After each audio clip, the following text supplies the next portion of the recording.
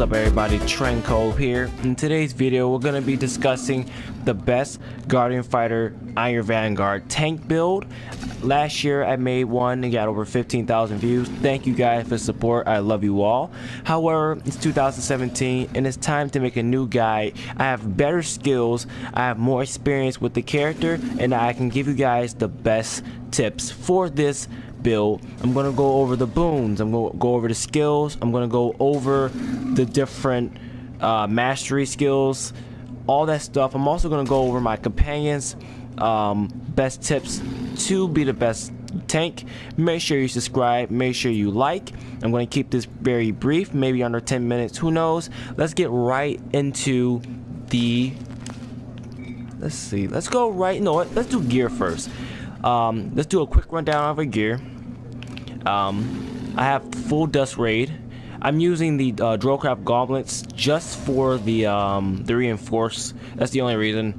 I still have my elemental fire longsword. I'm gonna get this to epic and the dust raider boots. For my pants and shirt, I have the Drillcraft set. It's pretty good.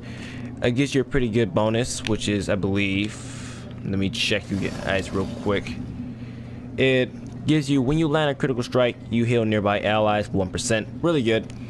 I'm rocking the gold belt, I believe it's called Puissance. I do have the other one that has the Vite in the decks. However, I'm just going to use this right now. I'm going to get this to probably epic because I want all my artifact belts to be epic. However, don't go with this belt, go for one that has Vite on it. And I have my Ring of Sieging. When you have been running for 3 seconds, you gain 30% increased damage resistance as long as you continue running. Very good when you're in dungeons. I have the Ring of Cowardice. When you're struck from behind by foe, you have a 40% chance to repel your target 10 feet and root their attacker for 2 seconds. Very good one. I have 2 rank 7s on there. It's very good because a lot of bosses do get you cornered and stuff like that. So when they attack from behind, you have a 40% chance to counteract it, and it's pretty good. And I have the Cloak of Emissary Neverwinter just because I like the way it looks. But I recommend you do get something different like a artifact cloak. I do have one, but I just like the way this one looks. I'm going to be using the cloak more often, the artifact cloak, more often during dungeon runs and stuff like that. But just right now, that's just for fashion. Let's go right into the powers. Alright guys, get your notepad, get your paper. We're going to be in the long haul. We're going to be starting with the at-wills first. The first at-will you want to use is the Tide of Iron. I got that up to rank 3. It's smash your shield into a single foe, reduce their damage resistance to your attack. I'll show you how you guys do it. You just get into the stance and then bam. It's really good. I like it. And let's see. The next at-will I believe is Crushing Surge. Very good. Every third hit is a combo you do, like every third strike heals you. I got that up to rank 3, so I have a healing max of 30% and the damage is up to 30%. Very good. I'm going to go over into the dailies. I have Fighter Recovery. I got that up to rank 4. This is going to be my main daily because you will take a lot of damage as a tank and you want to be healed as much as possible. If there's no healer in the party, this is very good for soloing. Also my second daily, if I can find it, where is it? Where is my second daily? Excuse me guys, it's been a little bit. Villain minutes, there we go. It's just a daily that gives you 20% damage resistance. I got it in rank 3 for a extra 2+ buff. I'm not going to be using it that much, maybe for like in-game bosses and stuff like that. For regular dungeon runs, I'm going to be mostly using Fighter Recovery. Now we're going to get over into the encounters. Enforce Threat, get that up to 3 or 4. Forcefully taunting nearby foes, apply Mark, causing them to attack you. Recover 50% of your stamina over 8 seconds. Very good skill, I recommend it heavily. For my second one is Into the Fray. Get that up to 4. One of the best tank skills you can have. Increases your run speed, action points, and damage. Recovers 15% stamina over 8 seconds. And every time you rank it, you get a +2, 1%, 5%. Very good. I like it because it makes you run really fast. I can show you guys, for example, this is Into the Fray. And I am like literally just running so quickly than usual. And for my last encounter I use is, I already know what it is, Iron Warrior. Get that up to 4. You gain temporary HP based on the HP you're missing and increases your stamina regeneration by 50%. In addition, all your attacks generate 200% more threat. While this buff is active, you gain 30% increased damage resistance, plus a buff of a second each time you rank it, and an extra 50% threat. You're going to be using Mark a lot as a tank, so keep that in mind. You're going to be using Mark as a lot. So Iron Warrior is a very good encounter. Now we're going to be going into the class features, which is Ferocious Reaction. When your hit points drop below 15%, you gain 25%. Regardless how much health you have as a tank, excuse me, you're going to be taking damage, and you want a safeguard, and Ferocious Reaction is a safeguard. Get up to 3, recommended you get it up to 4. And I have enhanced Mark as my class feature. Mark targets now build threat while marked, which generates 75% more threat striking them. Now guys, we're going to take a little break so I can explain what is this build strategy. As you guys can see, most of my skill generate threat and regenerate stamina. This is what we're going for, is threat and stamina. That's all we're going for this build. It's very good and helping out your party, because you want to, that's what the Into the Fray is for. It's for helping out your party. However, they did nerf it a little bit, so you can't give them as much of a buff, but you still give them temporary HP based on your max HP, which is all good. I respect the nerf, but it's all good and I appreciate them. Now guys, we're going to be going right into the feats. Get your notepad again, because we're going to be going through stuff. 3 points in toughness increases your HP by 9%. 5 in action surge, you get 10% action points from guarding. So when you're guarding like this, you just get action points from it. I put 5 in distracting shield. When you guard, you get 5% less damage. Really good, and helps you save health. I put 3 in armor specialization, increases your armor class and defense by 15%, and I put 2 in grit just for the extra max HP for temporary HP when you're healed, because if a healer heals you, you just get more temporary HP with your max HP, which is pretty cool. I put 2 in ubiquitous shield just for the extra combat advantage, and I put 3 in potential challenge. You generate more threat. You see where I'm going with this? More threat, more threat, more stamina, more stamina. Now guys, I'm gonna go show you guys my Paragon feats. Okay, so put 5 in the armor of Bahamut. While stamina is below 30% of max, you gain 10% less damage from all sources. That goes along with, where is it? I just saw it. This goes along with distracting shield. When you're in guard, you gain 5% less damage if you max all the way up. Where is it? While stamina is below 30%, you take 10% less damage. Now when you're guarding, it takes stamina, okay? Work with me here.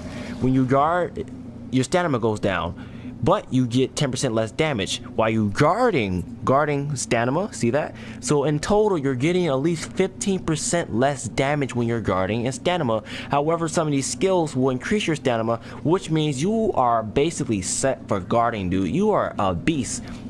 I appreciate that. And let's get right to the next skill I put in. 5% in shield defense. A very classic feat at that.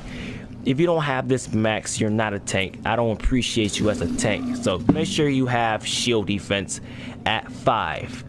I also put 5 in fight on. Encounter cooldowns reduced by 10%. Very good. I put 5 in daunting challenge. Mark targets now deal 10% less damage to your allies, but still deal fair damage to you, which means that your allies take 10% damage as well, but you're also taking 50% damage from the both feats that I just showed you. I put 5 in rousing speech. Your allies gain 5%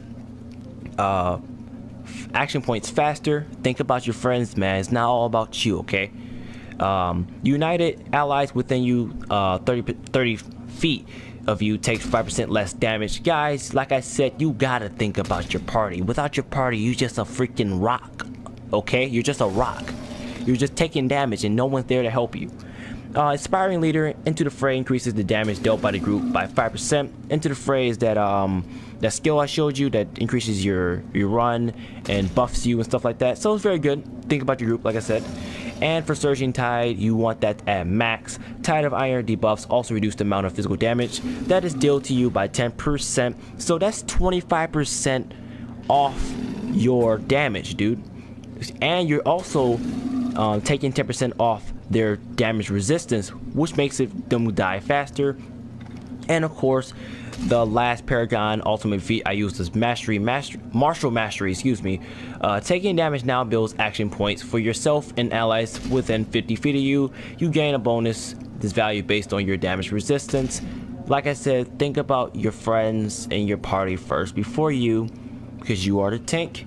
And for boons, we're gonna start off with Elemental Campaign, go with Uncenable Tide, Earth Renewal, Blazing Silence, and Wall of Wind, which is just defense, regeneration, recovery, and you have a chance to get healed 24,000 points with 1,000 recovery.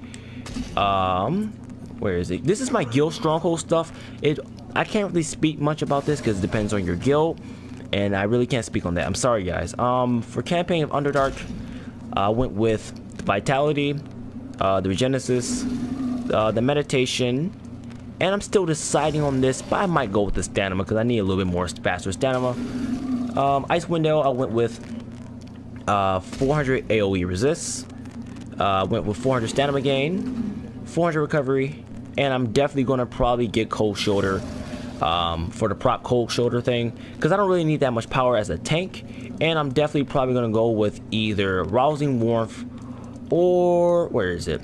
Winter Bounty, because I don't need power. I mean, you need power just for soloing, but if you're in a dungeon, you don't need that much power. And for Dread Ring, I did this basic stuff. Everybody knows this one.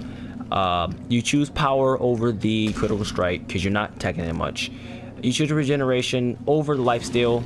You choose a deflect chance over the resistance ignored. Now, actually, you know what? This depends. This depends on if you want to be a true tank or do you want to be an off tank. Deflection chance is a true tank. Resisting ignore is an off tank. Just remember that. I'm going to go with the Enraged Regrowth. And I'm going to go with Rampage Madness because it stacks everything, dude. It's amazing.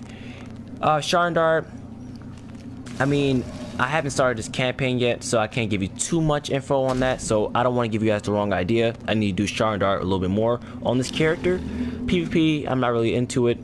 And for Storm King Thunder, I'm probably going to do a different video on this because this needs a little bit more explaining, because a lot of people have been coming to me asking what is Everfrost damage resistance. I'm going to make another video on that.